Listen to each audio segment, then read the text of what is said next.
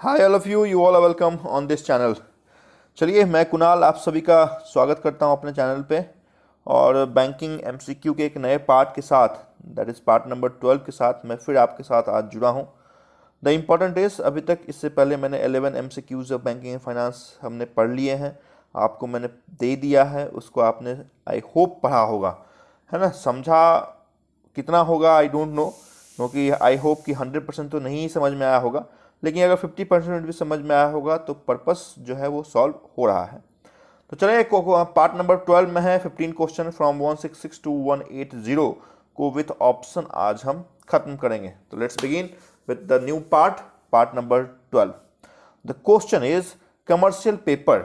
देखिए कि हमने commercial paper, certificate of deposit, treasury bill, ये सब को अलग अलग तौर के पढ़ा है। अभी इसमें से अगर ये क्वेश्चन पूछे गए तो हमें अपने पुराने क्लास में जाना पड़ेगा और एक बार रिकॉल आप करेंगे तो आपको ये मालूम चलेगा कि हमने आपको बताया था कि कमर्शियल पेपर एक मनी मार्केट का शॉर्ट टर्म फंड रेज करने का इंस्ट्रूमेंट है, जो एक कॉरपोरेट, जो बड़ी कॉरपोरेट है जिसकी टर्नओवर बेसिकली आपकी 4 करोड़ से ज़्यादा है, वही इस कमर्शियल पेपर का यूज़ करके पैसा जुटा सकती है। क्लियर? तो अभी मैं देखता हूँ कि इसमें से कौन कौन से ऐसे ऑप्शन हैं जो मेरे इस स्टेटमेंट को मैच करते हैं। क्या लिखा है पहला option, A paper issued by reserve bank of India. मैंने पहले ही बताया है कि ये क्या है, तो ये एक मीन्स कॉरपोरेट इशू करेगी, है ना। वो प्रोमिसनरी नोट के फॉर्म में होगा बट इशू करेगी कॉरपोरेट। तो इशूड बाय आरबीआई ऐसा तो होगा नहीं। आरबीआई क्या इशू करती है, तो आरबीआई इशू करती है आपकी बॉन्ड। तो ये जो बॉन्ड वाली चीज़ें वो आरबीआई इशू करती है। नेक्स्ट क्या है, unsecured money market instrument. Yes, this is absolutely correct. ये एक अनसिक्योर्ड मनी मार्केट इंस्ट्रूमेंट है which is issued only in the form of promissory note. Yes, this is what commercial paper. कि commercial paper basically money market का instrument है, लेकिन चूंकि corporate और private कंपनियां जिसमें शामिल है, इस कारण से अनसिक्योर्ड का वर्ड इसमें जुट गया है। और ये क्या होता है, किस फॉर्म में आपको मिलता है, तो प्रोमिसनरी नोट के फॉर्म में आपको मिलेगा, जहां पे एक पार्टी दूसरी पार्टी को देने का वादा करता है, दैट इज कॉल्ड प्रोमिसनरी नोट। तो इस चीज़ों को आप याद रखें। बड़ी कॉर्पोरेट इसमें जुड़ी हुई होती है, 4 करोड़ से ज़्यादा वाली कॉर्पोरेट जुड़ी हुई होती है, और मिनिमम जितने अमाउंट का कमर्शियल पेपर सेल या परचेज किया जाता है, that can not be less than 5 lakh. Next देखें क्या है, नेक्स्ट है a document issued by IDBI. IDBI से क्या मतलब है साहब, इसका answer this is a wrong option. चलिए नेक्स्ट क्वेश्चन में हम चलते हैं। क्या लिखा है, under which of the following type of account is a specific amount deposited every month. देखिए this is very very important term, every month for a specific period of 1 year, 2 year, 3 year, है ना, जो भी आपकी year हो। तो every month हम सिर्फ एक ही अकाउंट में पैसा जमा करते हैं। फिक्स डिपॉजिट में तो एक ही बार हमने डाल दिया, 2 साल, 3 साल, 4 साल के लिए छोड़ दिया। सेविंग अकाउंट के लिए हम कभी भी डाल सकते हैं, 2 महीने नहीं भी डाल सकते हैं। करंट अकाउंट क्या सिमिलर टू सेविंग अकाउंट है, कभी भी डालो कभी भी निकालो। बट रिकरिंग अकाउंट, जो आवर्ती जमा जिसे आप हिंदी में कहते हैं, वो एक ऐसा अकाउंट है जिसमें हर मंथ आपको सेम अमाउंट ऑफ करेंसी डालनी पड़ेगी। तो फॉर दिस क्वेश्चन, जहाँ पे आपसे पूछा गया कि वो कौन सा अकाउंट है जहाँ पे एवरी मंथ हमें पैसा जमा करना पड़ता है for different period like 1 year, 2 year, तो that is only and only recurring account. Clear? Next चलें, नेक्स्ट क्वेश्चन 168 नंबर क्वेश्चन क्या कहता है, how commercial bank can regulate money supply. ये जो कमर्शियल बैंक है, जितने भी बैंक है जो पब्लिक डीलिंग करती है, वो कमर्शियल बैंक होती है। RBI is not a commercial bank, NABARD is not a commercial bank, है ना। जो पब्लिक डीलिंग नहीं करती है वो कमर्शियल बैंक नहीं होगी। ICICI bank is a commercial bank, private है लेकिन कमर्शियल है ना। SBI is a commercial bank. Clear? तो जो कमर्शियल डीलिंग करती है वो एक कमर्शियल बैंक होती है। पहला है कि प्रिंटिंग ऑफ 1 रुपीज़ नोट। अरे साहब, प्रिंटिंग ऑफ 1 रुपीज़ नोट तो अभी हमने थोड़ी देर पहले लास्ट पार्ट में देखा था कि ये तो फाइनेंस मिनिस्ट्री का पार्ट होता है, फाइनेंस सेक्रेटरी साइन करते हैं। तो यहाँ पे तो कोई बात है नहीं कमर्शियल बैंक से जुड़ा हुआ, तो छोड़ दीजिए। नेक्स्ट है argumentation of saving bank and deposit and time deposit, तो ये भी नहीं होगा। Provision of high denomination note, ये भी नहीं है। Creation of demand deposit, yes, यही वो पार्ट है जिससे क्या होता है, तो मनी सप्लाई चलते रहता है। Creation of demand deposit, demand deposit means what, कि कस्टमर को बैंक कहता है कि आप हमारे पास पैसा रखिए, हम आपको ये इंटरेस्ट पे करेंगे। तो कस्टमर इंटरेस्ट मिले इस कारण से बैंक में पैसा जमा कर देते हैं, और बैंक उनको ये पैसा दे देता है जिनको ज़रूरत है, जिनको home loan, car loan, education loan की ज़रूरत है उनको दे देता है। तो ये क्या होता है, ये एक साइकिल है जो चलते रहता है कि हमने कस्टमर से लिया और हमने जिनको ज़रूरत है वो दे दिया। तो creation of demand deposit, creation of demand deposit means saving account और current account is what money supply. तो यहाँ पे this option is correct, creation of demand deposit. Next, credit is A. देखिए यहाँ पे tough question, tough choice but आसान सा answer. Credit is A, credit क्या है? क्या क्रेडिट एक स्टॉक कंसेप्ट है? क्या क्रेडिट एक फ्लो कंसेप्ट है? क्या क्रेडिट एक स्टॉक फ्लो कंसेप्ट है या होल्डिंग कंसेप्ट है? तो आप जाने क्रेडिट हमेशा और हमेशा एक स्टॉक फ्लो कंसेप्ट है। Stock flow is very very important term. चलिए नेक्स्ट क्वेश्चन पर चलते हैं। इसके बाद स्टॉक फ्लो कंसेप्ट आपने देख लिया, बहुत इंपॉर्टेंट कॉन्सेप्ट है। नेक्स्ट क्वेश्चन इस पूछा गया what is the full form of HI. देखिए हर एक पार्ट में आपको कहीं ना कहीं एक फुल फॉर्म देखने को मिलता है, तो full form is very important. इस फुल फॉर्म में हमेशा आपको 3 से 4 मार्क्स आपको आसानी से मिल सकते हैं। The full form is very easy but the choices are very complicated, so you have to be very and very very very confident on full form। तो let's begin with the full form of HNI। HNI का full form होता है high net worth individual. High net worth का देखिए ऐसा लगता है जैसे सुनने में, जब मैं भी पढ़ता था तो मुझे लगता था हाई नेटवर्क इंडिविजुअल होगा कि बड़े बड़े नेटवर्क उनके साथ होते हैं। तो ऐसा कुछ नहीं होता है कि हाई नेटवर्क या फिर ऐसा कुछ, that is high net worth. जिनका फिनेंशियल वर्थ ज़्यादा है उन्हीं को हम HNI कस्टमर या HNI क्लाइंट कहते हैं। तो हाई नेटवर्थ इंडिविजुअल एक सही आंसर आपके HNI का होगा। Next, who complies economic surveys India. बहुत इंपॉर्टेंट क्वेश्चन है। इकोनॉमिक सर्वे आपसे पूछा आता है, सोशल सर्वे आपसे पूछा आता है ना, या सेंसस आपसे पूछा आता है, कौन करता है? तो ये जो इकोनॉमिक सर्वे है ये हमेशा और हमेशा कौन करेगा? तो इकोनॉमिक की पार्ट है तो कौन सा करेगा? तो RBI करेगा। तो यहाँ से आसानी से क्वेश्चन, आसानी से आप आंसर पर टिक मार्क कर सकते हैं। देखिए यहाँ पे एक गलती तो है, वो उसको मैं सुधारना चाहूँगा कि इकोनॉमिक सर्वे जो है वो आपके मिनिस्ट्री ऑफ फाइनेंस का पार्ट है, न कि RBI का पार्ट है। तो बड़ी जो आपकी इकाई है वो मिनिस्ट्री ऑफ फाइनेंस है, न कि RBI है। तो RBI और मिनिस्ट्री ऑफ फाइनेंस दोनों अगर ऑप्शन में है, go with ministry of finance only.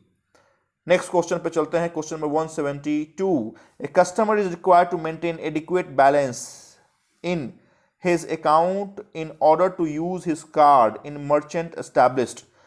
कौन सा वो अकाउंट है जिसमें पैसा मेंटेन करना पड़ता है किसी भी मर्चेंट में जाने से पहले, अपने कार्ड को यूज करने से पहले? तो जाने क्रेडिट कार्ड के लिए अकाउंट ही होना इंपॉर्टेंट नहीं है, तो इस तो होगा नहीं। क्रेडिट कार्ड की बात है तो for credit card account is not compulsory, तो मेंटेनेंस की तो कोई बात है ही नहीं। Smart card is basically prepaid card, यहाँ पे नहीं होगा। But for debit card if there is no balance in your account you can not use your debit card at any merchant or at any POS machine. तो debit card is the correct answer.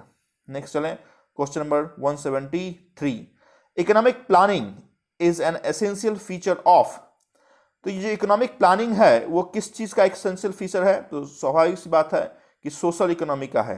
But यहाँ पे उससे भी ज़्यादा important question है कि what is mix economy. Mix economy क्या होता है? जहाँ पे पब्लिक, पब्लिक का मतलब है गवर्नमेंट, गवर्नमेंट और जहाँ पे प्राइवेट है ना, तो गवर्नमेंट इंस्टीट्यूशन प्राइवेट इंस्टीट्यूशन के साथ जहाँ पे मिलके काम करते हैं उस अर्थव्यवस्था को हम मिक्स इकोनॉमी का नाम देते हैं, है ना। तो this is very very important concept, this is not a question. Question यहाँ पे पूछा गया आपसे, क्या क्वेश्चन था तो देखें कि इकोनॉमिक प्लानिंग किसका पार्ट है? तो economic planning is the part of social economy. But मैंने आपको बताया क्या कंसेप्ट ऑफ मिक्स्ड इकोनॉमी, जहां पे पब्लिक प्लस प्राइवेट एंटिटी एक साथ साथ मिलके काम करते हैं PPP मॉडल पे, that is private partner, public private partnership. Next चले 174 number question, who covered the export credit packaging advance sanction to SSI exporter.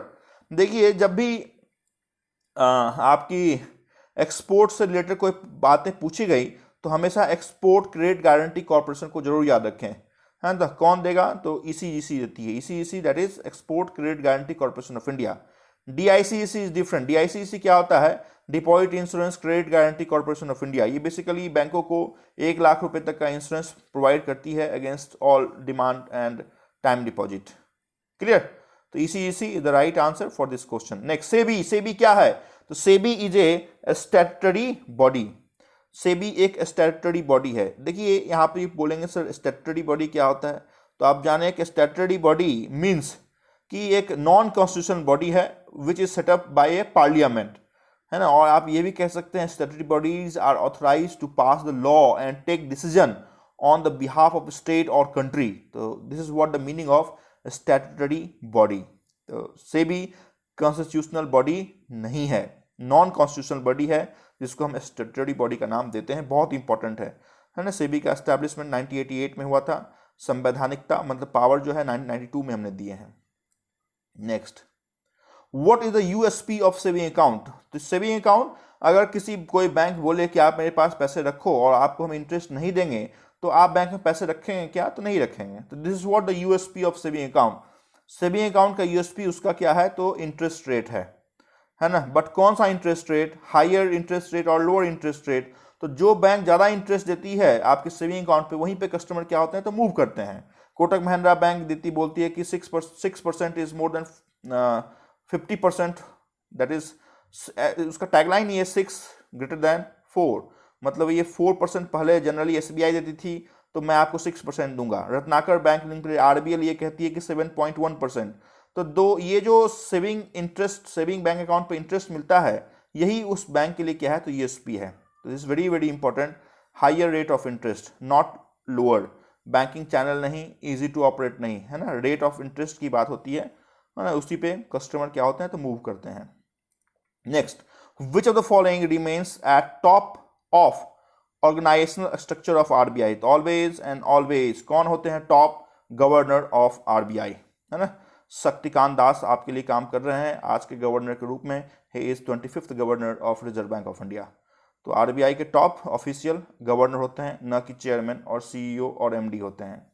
Next, which of the following can be called eight national income? तो national income क्या होता है? तो basically national income हम कहते हैं net national income eight factor cost.